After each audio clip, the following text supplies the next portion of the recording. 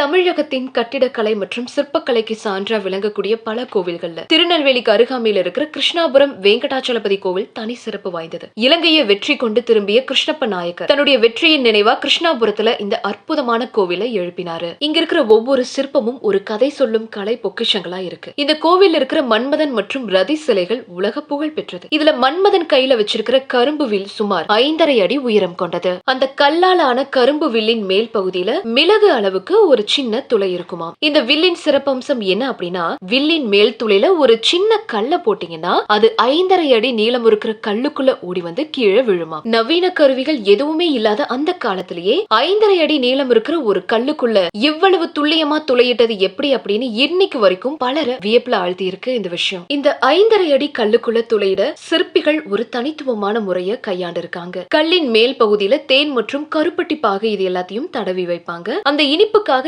எறும்புகள் மெல்ல மெல்ல கல்ல தொலைச்சு போய் மறுமுனை வரைக்கும் ஒரு பாதையை உருவாக்கும். அதுக்கப்புறமா அந்த பாதை வழியா நூலை விட்டு இழுத்து அந்த துளையை விரிவுபடுத்தி சிற்பத்தை மெருகேற்றியதா சொல்லப்படுது. நவீன தொழில்நுட்பங்கள் வரதுக்கு முன்னாடியே பல 100 வருஷங்களுக்கு முன்னாடியே இயற்கையையும் தங்களின் மதி யூகத்தையும் பயன்படுத்தி தமிழர்கள் படைத்த இந்த சிற்பக்கலை அதிசயங்கள் உலக நாடுகளை வியக்க வைக்குதுன்னு தான் சொல்லணும். கிருஷ்ணாபுரம் போற எல்லாருமே இந்த மன்மதன் சிலையையும் அதன் கரும்பு வில்லையும் பார்க்க தவறுவதே கிடையாது.